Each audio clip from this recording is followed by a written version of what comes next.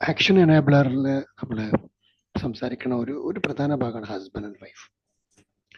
Husband വൈഫിൽ ഇപ്പൊ modern ഇയറയിൽ ഏറ്റവും അധികം കേൾക്കാറുള്ള, അപ്പൊ നമ്മൾ സോഷ്യൽ മീഡിയയിലൊക്കെ പൊതുവെ പറഞ്ഞു വരാൻ കേൾക്കാറുള്ള സംഭവമാണ്, it is not my job to make and maintain U.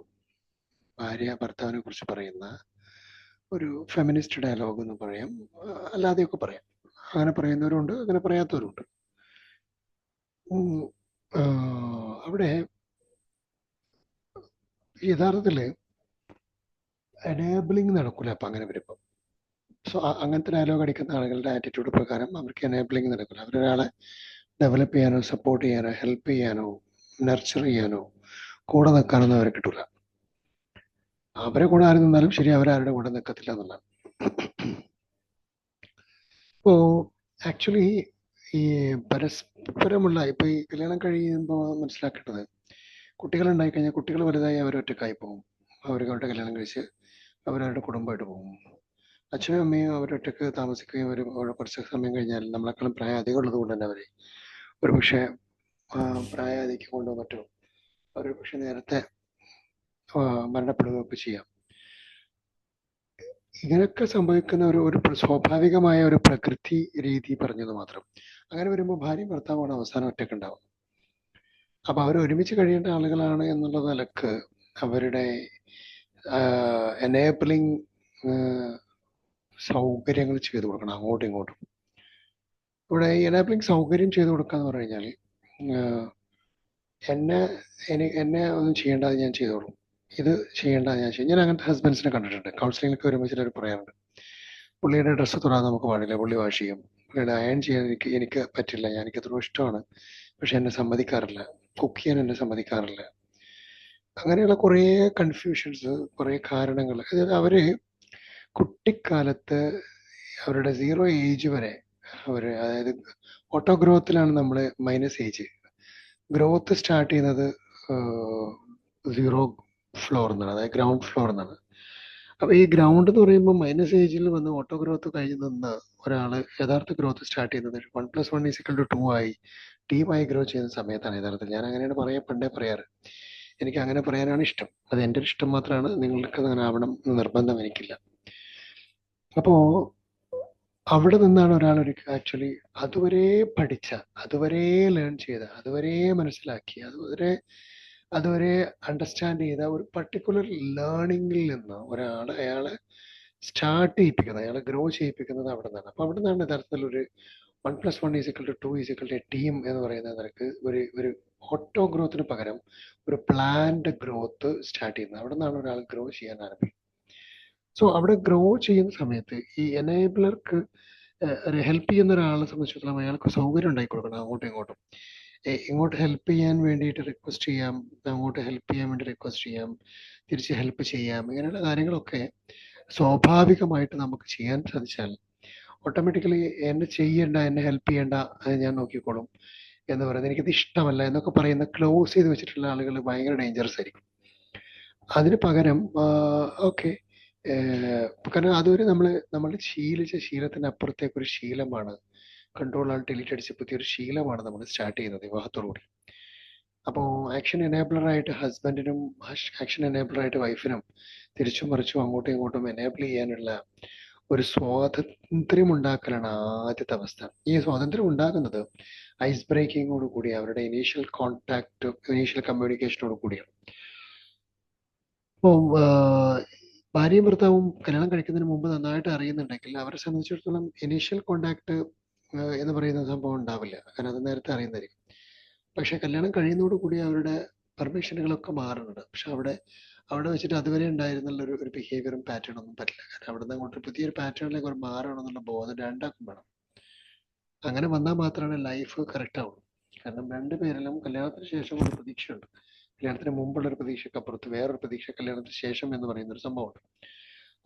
അപ്പൊ ഇതുകൊണ്ട് തന്നെ ആ പോസ്റ്റ് മാരിറ്റൽ ആയിട്ടുള്ള ഒരു സിനാരിയോ ഒരാളുടെ ജീവിതത്തിലേക്ക് കടന്നു വരുമ്പോൾ രണ്ടുപേരും അങ്ങോട്ടും ഇങ്ങോട്ടും ചില ഓപ്പർച്യൂണിറ്റീസ് കൊടുക്കുകയും ചില റീഅറേഞ്ച്മെന്റുകൾ ചെയ്യുകയും അഡ്ജസ്റ്റ്മെന്റുകൾ ചില ഭാഗങ്ങൾക്ക് ആവശ്യമായി ചില റീപൊസിഷനുകൾ എന്നുള്ള അങ്ങനത്തെ കുറച്ച് പ്രയോറിറ്റി റീഅറേഞ്ച്മെന്റുകൾ, ഇതൊക്കെയാണ് ഈ പ്രയോറിറ്റി റീഅറേഞ്ച്മെന്റ് ആണ് പൊതുവെ ലൈഫിൽ ഏറ്റവും പ്രധാനം. ഇത്തരം കാര്യങ്ങൾക്ക് വേണ്ടിയിട്ട് വില്ലിങ്നെസ് ഉണ്ടാവണം. ഈ വില്ലിങ്നെസ് മാത്രമാണ് അവരെ എനേബിൾ ചെയ്യാൻ സഹായിക്കുക. കാരണം കല്യാണം കഴിക്കുന്നത് മുതൽ വേറെ ഒരുപാട് കാര്യങ്ങൾ, ഒത്തിരി ഒത്തിരി ഒത്തിരി ഒത്തിരി കാര്യങ്ങളിൽ പരസ്പരം അങ്ങോട്ടും ഇങ്ങോട്ടും എനേബിൾ ചെയ്തിട്ട് ഗ്രോ ചെയ്യാനുണ്ട്. കാരണം ജീവിതത്തിന്റെ എല്ലാ കാര്യങ്ങളും അറിയാൻ സാധ്യതയുള്ള ഒരാളായിരിക്കും തൻ്റെ കൂടെയുള്ള സ്പൗസ്. അപ്പോൾ ആ സ്പൗസിൽ നിന്ന് അതുമായി ബന്ധപ്പെട്ട കമൻറ്റുകൾ ചോദിച്ചു വാങ്ങുന്നത് നല്ലതാണ്. ഞാനിങ്ങനെ ചെയ്യുന്നതിലുള്ള ശരിയും ശരിക്കേടും എന്താണ്, അല്ല അഭിപ്രായമൊക്കെ കേൾക്കുന്നത് തെറ്റല്ല. അങ്ങനെ കേൾക്കാം. അങ്ങനെ കേൾക്കുന്നതിനനുസരിച്ച് നിങ്ങൾ ചെയ്യണമെന്ന് ചെയ്യേണ്ട എന്നുള്ളതിന് പകരം കേൾക്കാനുള്ള ഒരു മാനസികാവസ്ഥ, ലിസണിങ് മാനസികാവസ്ഥ, മെൻറ്റാലിറ്റി നമ്മൾ ബിൽഡ് ചെയ്യണം. രണ്ടുപേരും അങ്ങോട്ടും ഇങ്ങോട്ടും ലിസൺ ചെയ്യണം. ഈ ലിസൺ ചെയ്യുന്നതിലൂടെയാണ് ഈ എനേബിളിങ്ങിനുള്ള ഫ്രീഡം ഓപ്പൺ അപ്പ് ആവുന്നുള്ളൂ. എന്നെ കേൾക്കാൻ ആളുണ്ട് എന്നുള്ളതാണ് വിവാഹത്തിലൂടെ നടക്കുന്ന ഒരു പ്രധാന സംഭവം തന്നെ. എന്നെ സംരക്ഷിക്കാൻ ആളുണ്ട്, എൻ്റെ സുരക്ഷിതത്തിന് ആളുണ്ട്, എൻ്റെ കാര്യങ്ങൾ ശ്രദ്ധിക്കാൻ ആളുണ്ട് എന്നുള്ള കുറേ തോട്ടുകൾ ഓട്ടോമാറ്റിക്കലി ഈ ആളുകൾക്ക് പരസ്പരം ഉണ്ടാവും. അപ്പോൾ ആ തോട്ടൊക്കെ ശരിയാണ് എന്നുള്ള സാക്ഷ്യം വഹിക്കാൻ, അല്ലെങ്കിൽ ആ തോട്ട് ശരിവൽക്കരിക്കാവുന്ന രൂപത്തിലുള്ള പ്രവൃത്തി മറ്റുള്ള ആളുടെ ഭാഗത്തു നിന്ന് ഉണ്ടാവുക എന്നുള്ളത് ഈ പോസ്റ്റ് marital സിനാരിയോയിൽ ഒരു ഹസ്ബൻഡും വൈഫും മെയിൻറ്റെയിൻ ചെയ്യേണ്ട ബേസിക് സിനാരിയോകളിൽ ഒന്നാണ്. അപ്പം ഹസ്ബൻഡ് ആക്ഷൻ എനേബിളർ ആണോ വൈഫാണോ എന്ന് ചോദിച്ചാൽ ആണ്, തീർച്ചയായിട്ടും ആണ്. രണ്ടുപേർക്കും അങ്ങനെ ഒരുപാട് സഹായ സഹകരണങ്ങൾ ആവശ്യമാണ്. കണ്ണാടി എന്താണ് കൂട്ടുകാരൻ മതി കണ്ണാടി വേണമെന്നില്ല എന്ന് പറയുന്നില്ലേ. ചങ്ങാതി നന്നായാൽ കണ്ണാടി വേണ്ട എന്നൊക്കെ നമ്മൾ പറയാറുണ്ട്. എന്നതുപോലെയാണ് നല്ലൊരു ഭാര്യയും ഭർത്താവും പരസ്പരം കൂട്ടുകാരാണെങ്കിൽ അവർക്കൊരു കണ്ണാടിയേക്കാൾ പ്രധാനം അവരുടെ ആ നല്ല കൂട്ടുകെട്ടാണ് ആക്ച്വലി അവർക്ക് ഉണ്ടാകാവുന്ന ഫ്യൂച്ചറിൽ ഉണ്ടാകാവുന്ന ഏറ്റവും വലിയ ഒരു അഡ്വാൻറ്റേജ്. അപ്പോൾ അതൊരു ആക്ഷൻ എനേബിളിംഗ് ആണ്. നമ്മൾ what we are not seeing as എന്ന ഭാഗത്തിന് പോരായ്മകൾ ഉണ്ടെങ്കിൽ അതിനെ നികത്താനും അതിനെ എനേബിൾ ചെയ്യാനും അതിനെ കറക്റ്റ് ചെയ്ത് തരാനും ഒക്കെ ഒരാള് അപ്പം ഐ കനോട്ട് മെന്റർ യു എന്ന് വൈഫ് ഭർത്താവിനോട് പറയുന്ന ഒരു സ്റ്റുപ്പിഡ് ഡയലോഗ്സ് ഒക്കെ നമ്മൾ സ്ഥിരമായി കിടക്കുന്നത്. ആ ഡയലോഗ് സ്റ്റുപ്പിഡ് ആയിട്ട് എനിക്ക് തോന്നാറുള്ളൂ.